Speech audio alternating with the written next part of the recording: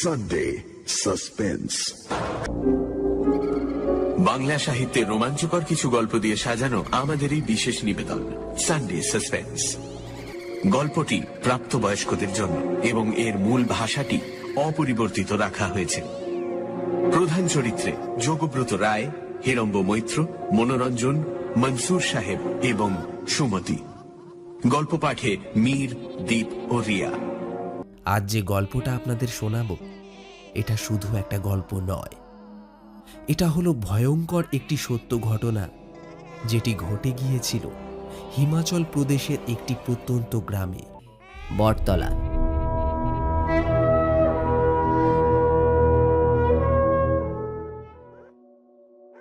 হিমাচল প্রদেশের সেই ছোট্ট গ্রাম যার নাম মতিপুর। সেখানে প্রত্যেক দিন সন্ধ্যায় একটা ভয়ানক ভুতুড়ে অনুভূতি গ্রাম জুড়ে আতঙ্কের জাল বুনে দেয়। সেই গ্রামে সূর্য অস্তের পর যদি কোনো মানুষ গ্রামের সীমারেখার ভেতরে প্রবেশ করতে চায় তাহলে তার অবস্থা এতটাই ভয়ঙ্কর হয়, এতটাই বেদনাদায়ক হয় যে স্বচক্ষে সেই দৃশ্য দেখাটাও যেন প্রায় অসম্ভব হয়ে ওঠে। আসলে আমি কথা বলছি এমন একটি গ্রামের, যে গ্রাম আজ থেকে প্রায় 100 বছর আগে সম্পূর্ণ স্বাভাবিক ছিল। তাহলে চলুন যাওয়া যাক আজ থেকে ঠিক 100 বছর আগে, আর জানা যাক ওই সময় ঠিক কি ঘটেছিল ওই গ্রামটার সঙ্গে, যেই কারণে আজও সন্ধ্যের আধার ঘনিয়ে এলেই সেই গ্রামে প্রবেশ নিষিদ্ধর বোর্ড ঝুলিয়ে দেওয়া হয়। দিনের আলোতে তো যে কেউ প্রবেশ করতে পারে ওই গ্রামে, কিন্তু সূর্যাস্তের পর যদি কেউ প্রবেশ করে, সে যেই হোক না কেন, বেঁচে ফিরতে পারে না। আসলে আজ থেকে প্রায় 100 বছর আগে মতিপুর নামের ওই গ্রামে প্রচণ্ডভাবে খরা চলছিল। বৃষ্টির কোনো নামগন্ধ নেই। কৃষিভিত্তিক এলাকা হওয়ার দরুন চাষিরা বেশ সমস্যায় পড়ে গিয়েছিলেন। তারা তাদের সমস্যা গ্রামের মোড়লকে গিয়ে জানালেন। মোড়ল একে একে সকলের মুখে সমস্যার কথা শুনে একটা জরুরি সভার আয়োজন করলেন। আর প্রত্যেকবারই এই জরুরি সভাটা ডাকা হতো মতিপুর গ্রামের একটু আউটসাইডে, অর্থাৎ গ্রামের সীমানায় একটা বিরাট আকারের বটগাছের নিচে। তা সেই দিনও সভার আলোচনা যখন প্রায় তুঙ্গে উঠেছে, ঠিক সেই সময় সকলের নজর পড়ল গ্রামের সীমানায় দুজন মানুষ গ্রামের ভেতরে প্রবেশ করছে। যারা দুজন প্রবেশ করছিল তাদের দেখে অল্প বয়স্ক মনে হলো সকলেরই। বয়স আন্দাজ 25-26 বছর হবে। তাদের মধ্যে একজন ছিল ছেলে আর একটি মেয়ে। গ্রামের মোড়ল তাদের গ্রামে প্রবেশ করতে দেখে ডাক দিলেন। অল্প বয়স্ক ছেলে এবং মেয়েটি দুজনেই সভার সামনে এসে উপস্থিত হলো। তাদের জিজ্ঞাসা করে জানা গেল ছেলেটির নাম ধরণীধর আর মেয়েটির নাম ইপ্সিতা। মোড়ল জিজ্ঞাসা করলেন যে তোমরা এখানে কেন এসেছো, আর এইভাবে মা বাবা পরিবার ছাড়া দুজনেই সম্পূর্ণ একা। তখন তারা দুজন বলল যে তারা বিয়ে করে এসেছে আর বর্তমানে এই গ্রামেই থাকতে চায়। মোড়ল তাদের কথা শুনে বললেন যে ঠিক আছে, তোমরা এখানে বসো, সভা শেষ হলে পর তোমাদের সাথে কথা বলছি। তারা দুজন বসে পড়ল। ওইদিকে প্রায় আধ ঘন্টা সভা চলার পর সকলেই যে যার বাড়ির উদ্দেশ্যে রওনা দিল। তখন সেই বটগাছের তলায় গ্রামের মোড়ল আর তার কয়েকজন লোক সেখানে উপস্থিত ছিল মাত্র। তখন মোড়ল বললেন, সত্যি সত্যি বলো তোমরা এখানে কেন এসেছো, কারণ তোমাদের দেখে আমার সন্দেহ হচ্ছে তোমরা শহরের বাসিন্দা। নিশ্চয়ই কোনো কারণে এই গ্রামে প্রবেশ করতে চাইছো। কি সেই কারণ সত্যি সত্যি বলো। পরে যদি সত্যি সত্যি আমরা বুঝতে পারি যে কোনো খারাপ মতলব নিয়ে তোমরা এই গ্রামে প্রবেশ করেছো, তাহলে কিন্তু তার ফল খুব একটা ভালো হবে না। তারা দুজন তখন বলে দেয় যে তারা দুজন দুজনকে ভালোবাসে। তাদের জাত গোত্র আলাদা হওয়ার কারণে আর পরিবারের লোকজনদের চিন্তাভাবনা অন্যরকম হওয়ার জন্যেই তাদের সম্পর্ককে কেউ মেনে নিতে রাজি নয়। মেয়ের বাড়ি থেকে মেয়েকে দূরে কোনো এক পয়সাওয়ালা বৃদ্ধর সাথে বিয়ে দিতে চাইছে, তাই তারা দুজন এখানে পালিয়ে এসেছে। শেষমেশে অনেক অনুনয় বিনয় করে তারা বলল যে এখন আমরা আপনাদের এই গ্রামে আশ্রয় চাই, আমাদের দয়া করে আপনারা ফিরিয়ে দেবেন না। মোড়ল বললেন, ঠিক আছে, সমস্যা যদি এটাই হয়ে থাকে তাহলে থাকতে পারো এখানে। আমার গ্রামের একজনের সাথে আমি তোমার কথা বলিয়ে দিচ্ছি। তার কাছে তুমি ভাড়ায় থাকার মতন একটা ঘর পেয়ে যাবে। মোড়ল তাদের দুজনকে সঙ্গে করে নিয়ে গ্রামের পথে রওনা হলো। সৌভাগ্যক্রমে ওই বাড়িওয়ালা লোকটির সঙ্গে তাদের পথেই দেখা হয়ে গেল। মোড়ল তখন বললে যে, যাও গিয়ে ওনার সাথে কথা বলে নাও। বলেই তিনি তার লোকজন নিয়ে সেখান থেকে হাঁটা দিলেন। ছেলে মেয়ে দুজন এরপর ওই লোকটির সাথে কথা বলে 5 টাকায় একটা থাকার মতন ঘর ভাড়া নেওয়ার পাকা কথা শেষ করল। গ্রামের ঘর, মাটির দেওয়ালে তৈরি। কিছু টাকা পয়সা সঙ্গে করে নিয়েই তারা বেরিয়েছিল। দুজনেই ঘর দেখে বেশ খুশি হলো, তাই তারা এরপর থেকে বেশ স্বাচ্ছন্দ্যেই সেখানে থাকতে শুরু করে। এখন আসল ঘটনাটায় আসা যাক, যে ঘটনাটা ঘটেছিল ঠিক এরপর থেকেই। এরপর এইভাবে প্রায় 1-1.5 মাস কেটে গেল। সব কিছু ঠিকঠাক, কোনো অস্বাভাবিকতা বা অসংলগ্ন কিছুর আভাস মাত্র নেই। কিন্তু ধীরে ধীরে সেই গ্রামের লোকরা একটা বিষয় লক্ষ্য করতে শুরু করল, যে ওই ছেলে মেয়েটি কেমন যেন একটু অন্য ধরনের। তারা গ্রামের মানুষদের মতন থাকে না। এরা কখনো হাত ধরে রাস্তা দিয়ে চলতে থাকে, কখনো নদীর ধারে কাঁধের ওপর মাথা রেখে গল্প করতে থাকে, কখনো কখনো তো জনসমাজের মাঝেই খোলাখুলিভাবে এতটাই কাছাকাছি দুজনে চলে আসে, যেটা গ্রাম বাংলায় তখনকার দিনে মোটেই ভালো হিসেবে মেনে নেওয়া হতো না। গ্রামবাসীরা কোনো মতেই ব্যাপারগুলো মেনে নিতে পারছিল না। মানে আজ থেকে প্রায় 100 বছর আগে একটা গ্রাম বাংলার কালচার, আপনারা নিশ্চয়ই বুঝতে পারছেন। আজ থেকে প্রায় 100 বছর আগে তখনকার মানুষ আজকের দিনের মতন এতটা অ্যাডভান্স ছিল না। বিশেষ করে আমি যেখানকার কথা বলছি সেটা একটা প্রত্যন্ত ছোট্ট গ্রাম। তাই সেই গ্রামের লোকেরা ওই ছেলে মেয়েটিকে দেখেই মনে মনে ভাবতে লাগলো, এরা তো ভারী অদ্ভুত ধরনের মানুষ। এদেরকে দেখে আমাদের গ্রামের ছোট ছোট ছেলে মেয়েরা তো বিগড়ে যেতে পারে।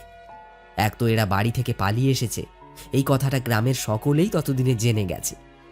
বিশেষ করে গ্রামে এই ধরনের খবরগুলো কখনো চাপা থাকে না।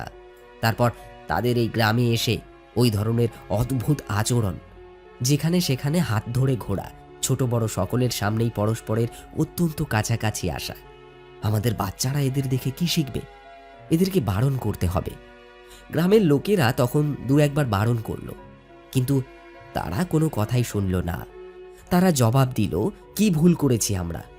আমরা দুজন তো স্বামী স্ত্রী, এখানে অবৈধ তো কোনো কাজ করছি না, পয়সা দিয়ে ভাড়া দিয়ে থাকি। কি সমস্যা আছে ভাই? কোথাও তো কোনো চুরি বা ডাকাতি করছি না। কিন্তু গ্রামবাসীদের এসব জিনিসগুলো মোটেই ভালো লাগেনি। তারা একদিন সবাই মিলে গ্রামের মোড়লের কাছে আবার গেল। সমস্ত ঘটনাটা গ্রামের মোড়লকে খুলে বলার পর তিনি বললেন, ঠিক আছে, আমি ওদেরকে বোঝাচ্ছি। এরপর একদিন তাদেরকে আবার ডাকা হলো। মোড়ল খুব ভালোভাবে অনেক বুঝিয়ে সুঝিয়ে তাদেরকে বললেন, কিন্তু তারা কিছুতেই মানতে রাজি নয়। তারা গ্রামের মোড়লের মুখে মুখেও তর্ক করতে লাগলো। তারা বলল, দেখুন মুরব্বি মশাই, আমরা ভুল কিছু করছি না। আমি যা করছি আমার স্ত্রীর সঙ্গে করছি, আর আমার মনে হয় না এতে গ্রামের ছোট ছোট ছেলে মেয়েরা খারাপ হয়ে যাবে।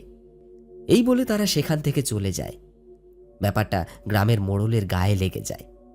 তখন সে মনে মনে ভাবে যে ঠিক আছে, এরপরে আসুক কেউ অভিযোগ জানাতে, তখন মজাটা টের পাওয়াবো। এর ঠিক 2 দিন পরেই আবার একজন গ্রামবাসী মোড়লের কাছে এসে অভিযোগ জানালো। সে বলল, আমি আমার ছেলের সঙ্গে নদীর ধার দিয়ে ফিরছিলাম। নদীর ধারে দেখি ওরা দুজনেই কাঁধে মাথা দিয়ে বসে আছে, আর না জানি কি সব অসভ্যতামি করছে। আমার ছেলের তো চোখ সেই দিকেই আটকে গেল। সেখান থেকে দৃষ্টি ফেরাবার কোনো নামই নেই। এরকমভাবে প্রতিনিয়ত চলতে থাকলে আমাদের বাচ্চা কাচ্চারা কি কোনো ভালো শিক্ষা পাবে? আপনার কি মনে হয়, কাল যদি আমাদের বাচ্চারা এদের মতন হয়ে যায় তাহলে তার দায়ভার কি আমাদের থাকবে? এদের বিরুদ্ধে অবশ্যই একটা কড়া পদক্ষেপ নেওয়া উচিত। গ্রামের মোড়ল তখন বললেন যে ঠিক আছে, কাল রাতেই সভা ডাকা হোক, ওদের কানে যেন খবরটা না যায়। এর পরদিন রাতে সভা ডাকা হলো। গ্রামের সকলেই ওই 2 জনার বিরোধিতা করল। সবার শেষে মোড়ল তার রায় দিলেন, ওই 2 জনের জল আর খাবারের ব্যবস্থা বন্ধ করে দাও। গ্রামে যত দোকান বাজার হাট আছে কেউ যেন এদের কাছে কোনো প্রকার দ্রব্য বিক্রি না করে। আর যদি কেউ এদের দুজনকে কোনো কিছু বিক্রি করেছে বা কিছু দিয়ে সাহায্য করেছে, তাহলে তাকেও এই গ্রামে আর থাকতে দেওয়া হবে না। মোড়লের এই রায় শোনার পর গ্রামের কেউই তাদেরকে আর সাহায্য করতে রাজি হলো না, কারণ সকলেই নিজের গ্রামকে অত্যন্ত ভালোবাসত। কেউই ওদের দুজনকে সাহায্য করে গ্রাম থেকে বেরিয়ে যেতে চায় না। আর তাছাড়াও সকলেই গ্রামের মোড়লকে ভয় পেত আর সম্মানও করত। তাই গ্রামের মোড়লের কথা মতোই সকলে এদের কাছে জিনিসপত্র, খাবার ইত্যাদি বিক্রি করা বন্ধ করে দিল। ঘটনার কিছু বুঝতে না পেরে তারা দুজনেই দোকানদারদের সঙ্গে রীতিমতো কথা কাটাকাটি করল, কিন্তু কেউই এর কোনো কারণ তাদের কাছে খোলাসা করে কিছুই বলল না।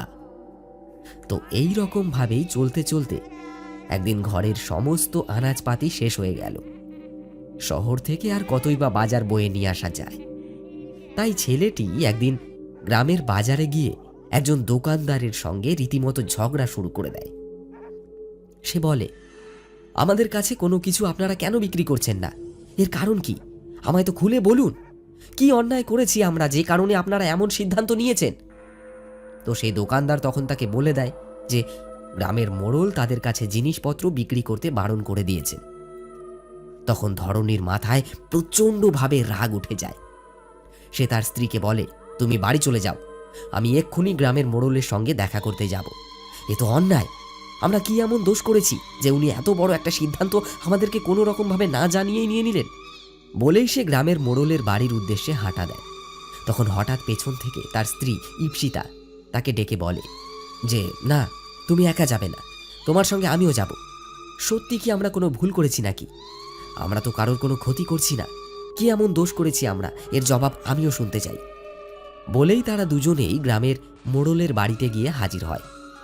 তখন সন্ধ্যা গড়িয়ে চারিদিকে অন্ধকার নেমে এসেছে। প্রায় 7টা সাড়ে 7টা মতন বাজে। ইপ্সিতা আর ধরণী দুজনেই মোড়লের বাড়িতে দাঁড়িয়ে মোড়লের সঙ্গে কথা কাটাকাটি চলছে। গ্রামের মোড়ল অনেকক্ষণ ধরে তাদের কথা শুনতে থাকে। ক্রমাগত শুনতে শুনতে তারও মাথায় যখন রাগে ফেটে যাওয়ার উপক্রম হলো, তখন সে জোরে চেঁচিয়ে উঠল। তাঁর চেঁচিয়ে ওঠার কারণেই পেছন থেকে কয়েকজন লাঠিধারী সহচর সামনের দিকে এগিয়ে আসে। তর্কাতর্কির আবহাওয়া এতটাই গরম হয়ে ওঠে যে লাঠিধারী মোড়লের সহচররা ধরণী এবং ইপ্সিতা দুজনের ওপরেই সজোরে লাঠির আঘাত চালাতে থাকে। শুরু হয় এক প্রচণ্ড মারপিট আর ধস্তাধস্তির খেলা। মোড়লের সহচররা অনবরত বেধড়ক মার শুরু করে।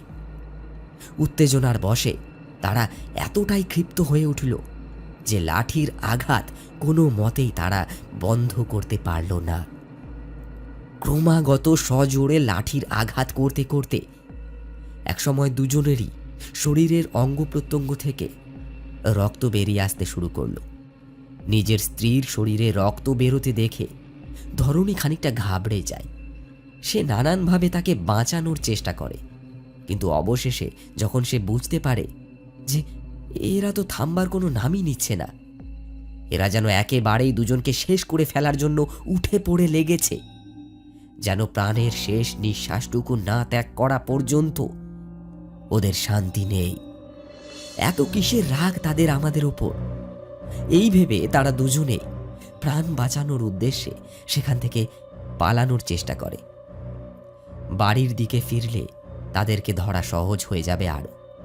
তাই এখান থেকে বেরিয়ে কোনো জঙ্গলের ভেতরে গা ঢাকা দেওয়ার চিন্তা করেই তারা সেখান থেকে পালিয়ে যেতে চাইল। কোনো রকমে মোড়লের বাড়ি থেকে পথে বেরিয়ে চোখ কান বুজে দুজনেই প্রাণপণে দৌড় লাগালো।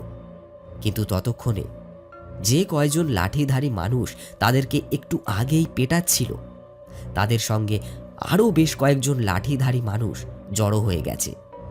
আর সকলে মিলে ওদের দুজনকে মেরে ফেলার উদ্দেশ্যে তাড়া করে চলেছে পেছন থেকে। বেশ অনেকক্ষণ দৌড়ানোর পর তারা দুজনেই গ্রামের শেষ প্রান্তে সেই বটগাছটার নিচে এসে দাঁড়ালো। ক্রমাগত দৌড়ে আসার কারণে তাদের দম বন্ধ হয়ে যাওয়ার উপক্রম হলো। তাই খানিকটা জিরিয়ে নিতেই সেই বটগাছের নিচে দুজনেই ধপ করে বসে পড়ল। আর ঠিক ওই বটগাছটার নিচেই প্রত্যেকবারই গ্রামের সভার আয়োজন করা হতো। শরীরে লাঠির আঘাত খেয়ে আর অনেকক্ষণ দৌড়নোর কারণেই তারা দুজনেই অত্যন্ত ক্লান্ত হয়ে পড়ে। তাদের শরীর যেন আড়ষ্ট হয়ে গেছে, সেখান থেকে ওঠবার সামর্থ্যটুকু নেই। ওদিকে লাঠিধারী মানুষের দল ততক্ষণে বটগাছের নিচে পৌঁছে আবার তাদের ওপর লাঠির জোরালো আঘাতের বৃষ্টি শুরু করলো। তাতেও যখন তাদের মন ভরল না, তখন দুজনকে বট গাছের সঙ্গে বেঁধে অনবরত গণপিটুনি দিয়েই চলল। ধীরে ধীরে এক সময় দুজনেই শেষ নিঃশ্বাস ত্যাগ করে ইহলোক ছেড়ে পরলোকে গমন করল। পড়ে রইল শুধু তাদের নিথর দেহ দুখানি। কিন্তু তাতেও যেন লাঠিয়ালদের মন ভরল না। তারা মারা যাওয়ার পরেও সেই নিথর দেহের ওপর ক্রমাগত লাঠির আঘাত বেশ কিছুক্ষণ ধরে তারা চালিয়ে গেল। তারপর মৃতদেহ দুটিকে ওইভাবেই গাছের সঙ্গে বেঁধে রেখে লাঠিয়ালরা বাড়ির অভিমুখে রওনা হলো। পরদিন সকালে গ্রামের মোড়ল সকল গ্রামবাসীকে ডেকে জানালো যে ওরা দুজন ভালো লোক ছিল না। তারা গ্রামের বাচ্চাদের চুরি করার উদ্দেশ্যে এখানে এসেছিল। নানান রকম ভাবে বাচ্চাদের ভুলিয়ে ভালিয়ে নিজেদের আয়ত্তে আনবার চেষ্টা করছিল। সেই কারণেই তিনি তাদের ওই পরিণতি করেছেন। গ্রামবাসীরা এই কথা শুনে মনে মনে বেশ খুশি হল। তারা ভাবল, যাক, আপদ বিদেয় হয়েছে, আর কোনো ভয় নেই। এরপরে ধীরে ধীরে আরো 1 মাস কেটে গেল। এখন যে ঘটনাটার কথা বলবো সেটা ওই ঘটনার ঠিক 1 মাস পরের কথা। গ্রামের একজন ফেরিওয়ালা টাইপের ব্যবসাদার ছিল। তার নাম ছিল কালীপ্রসাদ। পোড়া মাটির তৈরি হাড়ি, কলসি ইত্যাদি ঘরোয়া প্রয়োজনীয় সামগ্রী সে একটি গরুর গাড়িতে চাপিয়ে গ্রামে গ্রামে বিক্রি করে বেড়ায়। প্রতিদিন সকালেই সে গ্রাম থেকে মালপত্র নিয়ে বেরিয়ে যেত। সারাদিন ব্যবসা করে ফিরতে ফিরতে তাই প্রায় রাত হয়ে যেত। অবশিষ্ট কিছু মালপত্র গরুর গাড়িতে বোঝাই করে একদিন সে গ্রামের সীমানা পেরিয়ে গ্রামে প্রবেশ করছিল। যেই জায়গাটা দিয়ে সে গ্রামে প্রবেশ করছিল ঠিক ওইখানেই দাঁড়িয়ে থাকে ওই বিরাট আকারের বটগাছটা। সেই বটগাছেরই পাশ দিয়ে সেদিন সে ফিরছিল। হঠাৎ তার গরুর গাড়ির বলদ দুটি বটগাছটার নিচে এসেই কেন জানি না দাঁড়িয়ে পড়ল। কালীপ্রসাদ রাগে গজগজ করে উঠল। শেষে চেঁচামেচি শুরু করে দিল সে। চল চল বলে হাতের পাঁচন দিয়ে 2-4টে ঘাও বসালো বলদগুলোর পিঠে। কিন্তু বলদ কোনো মতেই গাড়ি টেনে নিয়ে যাওয়ার কিছু মাত্র ইচ্ছা প্রকাশ করে না। এমন মনে হয় যেন হঠাৎ বলদ দুটির পা যেন মাটির সঙ্গে আটকে গেছে। ঠিক তখনই আচমকাই বটগাছের পেছন থেকে একটা আওয়াজ শোনা গেল। কে একজন বলল, কি হলো, গরু আর আগে যেতে চাইছে না নাকি? কালীপ্রসাদ বেশ খানিকটা অবাক হলো। এই ভর সন্ধেবেলায় গাছের পেছন থেকে কে ডাকে? তারপর হঠাৎ বট গাছের পেছন থেকে একটা মানুষের মূর্তিকে সে নিজের দিকে এগিয়ে আসতে দেখল। মানুষটা যখন কালীপ্রসাদের একেবারে সামনে এসে দাঁড়ালো তখন সে বুঝল যে ওটা আর কেউ নয়, ও তাদের গ্রামেরই ছেলে শম্ভু। হাতে একটা জ্বলন্ত বিড়ি ফুঁকতে ফুঁকতে শম্ভু কালীপ্রসাদকে বলল যে, দেখ ভাই, তুই প্রতিদিন এতটা পথ অতিক্রম করে আসিস। তোর বলদ দুটো সেই সকালে ভারী মালপত্র বোঝাই করে গাড়িটা টানতে শুরু করে। সারাদিনে কোনো বিশ্রামই পায় না, তাই হয়তো খানিকটা ক্লান্ত হয়ে পড়েছে। অত চিন্তা করিস না, নে একটা বিড়ি ধরা, তারপরে শান্তভাবে এখানে বসে এটা শেষ কর। ততক্ষণে তোর বলদগুলো আর একটু জিরিয়ে নি, তারপর না হয় আবার রওনা দিবি। কালীপ্রসাদ মনে মনে ভাবল, শম্ভু তো ঠিক কথাই বলছে। সত্যি তো, বলদ দুটো হয়তো অত্যন্ত হাঁফিয়ে উঠেছে, তাই আর আগে যেতে চাইছে না। এই ভেবে সে শম্ভুর কাছ থেকে একটা বিড়ি নিয়ে সেটা জ্বালিয়ে টানতে শুরু করে। শম্ভু তখন পাশেই দাঁড়িয়েছিল। হঠাৎ বলদ দুটো দুপা সামনের দিকে এগিয়ে গেল। তাই কালীপ্রসাদ পেছন দিকে ঘুরে শম্ভুকে উদ্দেশ্য করে বলল যে, গরুগুলো আবার চলতে শুরু করেছে রে শম্ভু, আমি তাহলে আসি, তুইও আরামসে বাকিটা শেষ করে তারপরে আয়, বুঝলি? এই বলে কালীপ্রসাদ সামনের দিকে চলতে শুরু করল। সামনে সোজা রাস্তা। 200 কি 250 মিটার এগোনোর পরেই হঠাৎ কালীপ্রসাদের নজর পড়ল সামনের রাস্তা দিয়েই সাইকেলে করে কেউ একজন এগিয়ে আসছে। কালীপ্রসাদ বোঝার চেষ্টা করল যে সামনে ওটা কে আসছে। ধীরে ধীরে যখন সাইকেলটা কালীপ্রসাদের গরুর গাড়ির একেবারে কাছে এসে পড়ল, তখন খানিকটা ভয়ে, কিছুটা কৌতূহলে আর বেশ কিছুটা ঘাবড়ে গিয়ে কালীপ্রসাদ হঠাৎ তার গরুর গাড়ি সেইখানেই দাঁড় করিয়ে দিল। কারণ সামনে সাইকেলে চেপে যে আসছিল সে হলো একটু আগেই তার সঙ্গে দেখা হওয়া গ্রামের ছেলে শম্ভু, এবং তার সাইকেলের পেছনে রয়েছে তার স্ত্রী কমলা। কালীপ্রসাদের অবাক বিস্ময় ভাবটা মনের ভেতরে মাত্রা ছাড়িয়ে গেল। সে মনে মনে ভাবল, এটা কি করে সম্ভব? একটু আগেই তো পেছনে বটগাছের নিচে তার সঙ্গে শম্ভুর দেখা হয়েছে। কিছুটা এগিয়ে আসতে না আসতেই সে সাইকেলে করে তার স্ত্রীকে নিয়ে আবার এইদিকেই কোথায়, কিভাবে আর কেনই বা এগিয়ে চলেছে? কালীপ্রসাদের মনের ভেতরে সমস্ত কিছু তালগোল পাকিয়ে গেল। তখন সামনে থেকে শম্ভু হঠাৎ বলে উঠল, কি ব্যাপার কালী, এরকম হঠাৎ করে মাঝপথে থমকে দাঁড়ালি কেন? তখন কালীপ্রসাদ ভ্যাবা চাকা খেয়ে বলল, আরে তুই একটু আগেই পেছনের ওই বটগাছের নিচে বসে বিড়ি খাচ্ছিলি না? তো এত তাড়াতাড়ি এদিক দিয়ে মানে কোথা দিয়ে এলি আবার? তার উপর জামা কাপড়ও এত তাড়াতাড়ি পাল্টে ফেললি কি করে? কালীপ্রসাদের কথা শুনে শম্ভু হাসতে লাগল। হাসতে হাসতে সে বলল, আরে ভাই, আমি এই ভর সন্ধেবেলায় বটগাছের নিচে বসে বিড়ি ফুঁকতে যাব কেন রে? আমার বউ অন্তঃসত্ত্বা, 9 মাস পার হয়ে গেছে, যে কোনো সময় যা কিছু হয়ে যেতে পারে। এখন পেটে ব্যথা উঠেছে, তাই শহরের হসপিটালের দিকে নিয়ে যাচ্ছি ওকে। তা তুই বল, এরকম অবস্থায় আমি গাছের নিচে বসে বিড়ি কেন ফুঁকবো? মনে হয় আজ তুই কোনো নেশা টেশা করেছিস। কি দেখতে কি দেখেছিস কে জানে। যা যা, বাড়ির দিকে যা, আমিও দেখি, দেরি হয়ে যাচ্ছে এদিকে, সময় মতো হসপিটালে পৌঁছতে হবে। এই বলে শম্ভু সাইকেল নিয়ে সামনের দিকে এগিয়ে চলল। কিন্তু কালীপ্রসাদের মাথায় তখন অনেকগুলো প্রশ্ন আর নানান রকমের উদ্ভট চিন্তাভাবনা ক্রমাগত তোলপাড় করে চলেছে। ঘটনাটার কোনো যথাযথ যুক্তি আবিষ্কার করতে না পেরে বেশ চিন্তিত মুখে সে নিজের বাড়ি গিয়ে সেদিন পৌঁছল। বাড়িতে ঢুকে সে তার বলদ দুটিকে গাড়ি থেকে খুলে খানিকটা খড় খাওয়াবার প্রস্তুতি নিচ্ছিল। এমন সময় গ্রামের মোড়ল কালীপ্রসাদের বাড়ির সামনে দিয়েই যাচ্ছিল। কালীপ্রসাদকে চিন্তিত দেখে মোড়ল জিজ্ঞাসা করলেন যে তার চিন্তার কারণ কি। তখন কালীপ্রসাদ সমস্ত ঘটনাটা মোড়লের কাছে খুলে জানালো।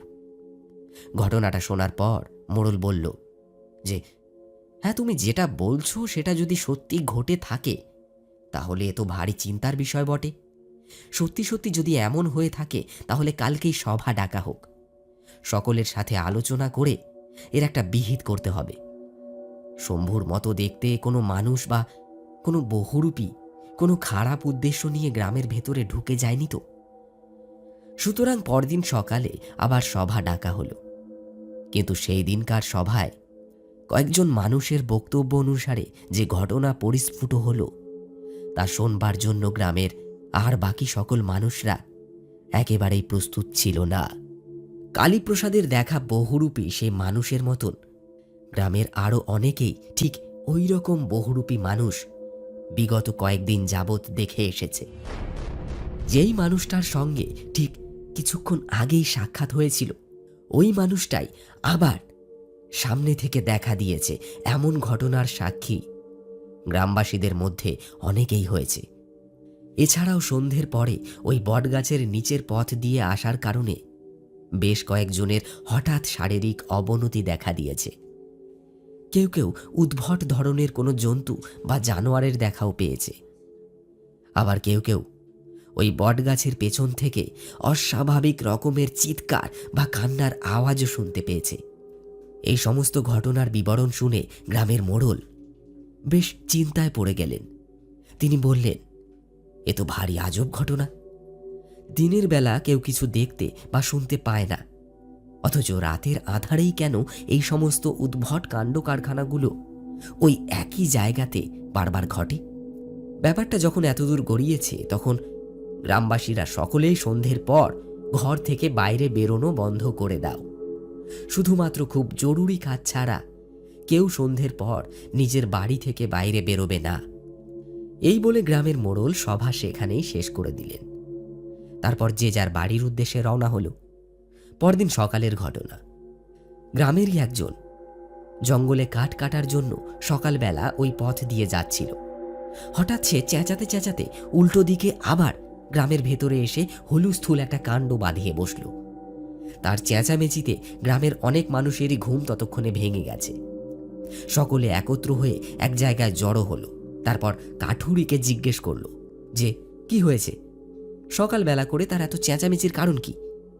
কাঠুরে কাঁপা কাঁপা গলায় তখন যা বলল, তা শুনে গ্রামবাসীদের চোখ কপালে উঠে গেছে। কাঠুরে বলল যে সে একটু আগেই ওই বটগাছের নিচে শম্ভু আর তার অন্তঃসত্ত্বা স্ত্রীর মরদেহ পড়ে থাকতে দেখে এসেছে। কাঠুরের কথা শুনে সবাই ঘাবড়ে গেল। তৎক্ষণাৎ সেখান থেকে দৌড়তে দৌড়তে সেই বটগাছের নিচে এসে সকলে জমায়েত হলো, যেখানে প্রত্যেকবার সভা ডাকা হতো। আর সেখানে পৌঁছে সত্যি সত্যি তারা দেখতে পেল শম্ভু আর তার স্ত্রীর মৃতদেহটা সেখানে মাটিতে লুটিয়ে পড়ে আছে। আর তাদের দুজনেরই শরীরে লম্বা লম্বা জমাট বাঁধা কালশিটে রক্তের দাগ লেগে রয়েছে, যেন কোনো শক্ত লাঠি দিয়ে প্রচণ্ডভাবে পেটানো হয়েছে তাদের দুজনকে। গ্রামবাসীরা সকলেই প্রচণ্ডভাবে আতঙ্কিত হয়ে পড়ল। এরপর থেকে সত্যি সত্যি সেই গ্রামের প্রত্যেকেই সন্ধ্যের পরে ঘর থেকে বাইরে বেরোনো একেবারেই বন্ধ করে দিল। কিন্তু একেবারেই বন্ধ করা কি সম্ভব? প্রয়োজনে অনেককেই সন্ধ্যের পরে বাড়ির বাইরে বের হতে হতো। কিন্তু যে একবার সূর্যাস্তের পর ওই গ্রামে ঘরের বাইরে পা রাখত, সে আর জীবিত কখনোই বাড়িতে ফিরতে পারত না। মাত্র 20 দিনের মধ্যেই 65 জনের মৃত্যু হয় ওই গ্রামে, এবং প্রত্যেকেরই শরীরে লাঠি দিয়ে পেটানোর মতন লম্বা লম্বা কালশিটে রক্তের ছাপ। চোখের সামনে এইরকম নির্মম মৃত্যু মিছিল দেখে গ্রামবাসীরা আতঙ্কে শিহরিত হয়ে একটা সিদ্ধান্তে উপনীত হল যে তারা এই গ্রামে আর থাকবে না। এরপর প্রায় 70 থেকে 75% মানুষ সেই গ্রাম ছেড়ে দূরে অন্য কোথাও পালিয়ে যায়, আর বাকি 25 থেকে 30% মানুষ ওই গ্রামেই থেকে যায়। তারা আজও জেলখানার কয়েদির মতোই সেই গ্রামে বাস করে চলেছে। দিনের বেলায় তো স্বাভাবিকভাবেই তারা বাড়ি থেকে বেরোয় এবং ওই পথে চলাফেরাও করে, কিন্তু সন্ধ্যের আধার ঘনিয়ে এলেই প্রত্যেকটি বাড়ির মানুষই তাদের ঘরের দরজা বন্ধ করে দেয়। যত প্রয়োজনই হোক না কেন, যত বড়ই কাজ থাকুক না কেন, সূর্যাস্তের পর কেউ বাড়ির বাইরে পা রাখে না। রাতের আধারে একটা শ্মশানপুরীর মতোই খাঁ খাঁ করে সমগ্র গ্রামটা। এখন গ্রামবাসীরা প্রত্যেকেই এটা জানে যে সেই বটগাছটার নিচে ধরণীধর আর তার স্ত্রীর আত্মা আজও অতৃপ্ত অবস্থায় চলাফেরা করে। আজ থেকে 100 বছর আগে তাদের সাথে ঠিক যেই ঘটনা ঘটেছিল, আজীবন কাল ধরে ঠিক সেই ঘটনাই তারা ওই গ্রামবাসীদের ওপর প্রতিশোধের আগুনে জ্বলে পুড়ে সর্বনাশা খেলায় মেতে থাকতে চায়। যদি কেউ বাঁচতে চাও, তাহলে সূর্যাস্তের পর নিজের ঘরে বন্ধ থেকো। যদি তুমি বাইরে বেরিয়েছ কি বাইরে থেকে গ্রামে প্রবেশ করেছ, তাহলে ধরণীধর আর ইপ্সিতার আত্মা তোমায় ছাড়বে না। ঘটনাটা শুনতে ভীষণ আজব মনে হলেও এটাই সত্যি। গ্রামটা অত্যন্ত ছোট বলে হয়তো এর কথা আপনারা এর আগে কখনো শোনেননি, বা ওই গ্রামের মানুষগুলো চায় না যে তাদের গ্রামের নামের সঙ্গে হন্টেড কথাটা যুক্ত হোক, তাই তারাও বাহ্য জগতে এই ঘটনাটার কথা প্রচার করেনি। যাই হোক, আশা করছি আজকের এই রোমহর্ষক কাহিনীটি আপনাদের ভালো লেগেছে। আমাদের কমেন্ট বক্সে কমেন্ট করতে কিন্তু ভুলবেন না যে এই ধরনের ভয়ঙ্কর রোমহর্ষক সত্যিকারের কাহিনীগুলো আপনারা কি আরো শুনতে চান? আর হ্যাঁ, এখানে নিয়মিত ভূতের গল্প শুনতে চ্যানেলটি সাবস্ক্রাইব করতে কিন্তু একেবারেই ভুলবেন না। তার সাথে একটি লাইক হয়তো আপনার কাছে মূল্যহীন হতে পারে, কিন্তু আপনার একটি লাইক আমাকে অনেকটা উৎসাহ দেয় এই ধরনের কাহিনীগুলো আপনাদের সামনে তুলে ধরতে। তাই অবশ্যই আমাদের গল্পগুলি শুনে যদি আপনার ভালো লাগে তাহলে একটি লাইক দিতে ভুলবেন না।